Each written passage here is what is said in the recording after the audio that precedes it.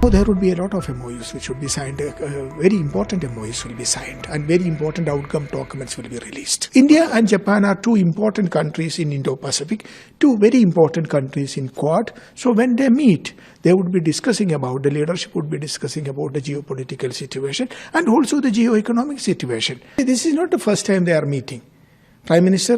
Honorable Prime Minister has met Prime Minister Ishiba on 2 occasions earlier, during the Davos summit and also during the G7 summit in Canada.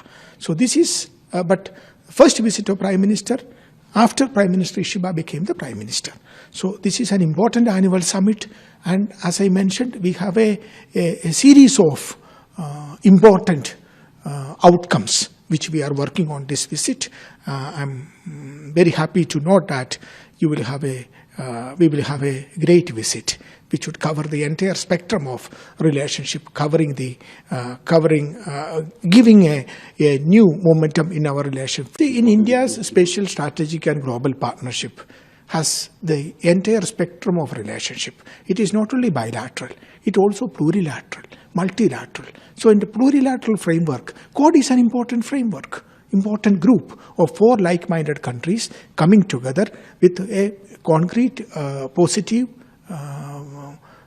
proposals to build a relationship for the peace, stability and prosperity of Indo-Pacific region and beyond. So when 2 important leaders of Indo-Pacific, India and Japan, when they meet, and particularly in this geopolitical situation, they will talk about the entire spectrum of geopolitical issues. And of course, Quad is a very important topic that would be covered in the discussions.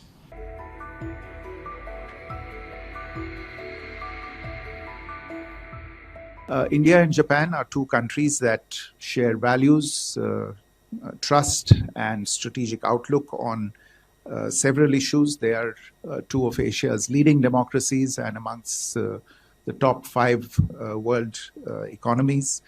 Our bilateral relations have expanded steadily in scope and ambition over the last decade, and today comprise trade and investment, defense and security, science and technology, infrastructure and mobility, people-to-people contact, and vibrant cultural engagement between the 2 sides. So the 15th summit will give both Prime Ministers the opportunity to do an in-depth review of these ties, take stock of progress in the last few years across multiple domains, and of course, as is usual, exchange views on regional and global issues of importance.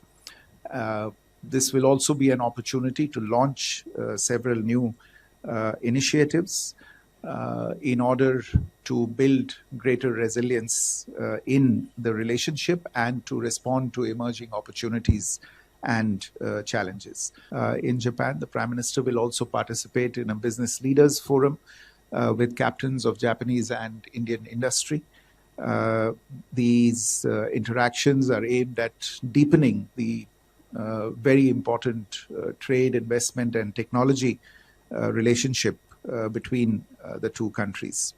The Navy, the Indian Navy and the Japanese Maritime Self-Defense Force are also exploring possible cooperation in the area of ship maintenance in India. And there are discussions going on a number of other issues between the designated agencies of the 2 sides, DRDO in India and ATLA in Japan. The ISRO and the Japanese Space Agency are working together on something called LUPEX, which is the Lunar Polar Exploration Mission, and this is being pursued in tandem with India's Chandrayaan 5 mission. This is an area of some importance, also because it affords an avenue for Indian space startups to actually deploy their capabilities and their capacities in this important area.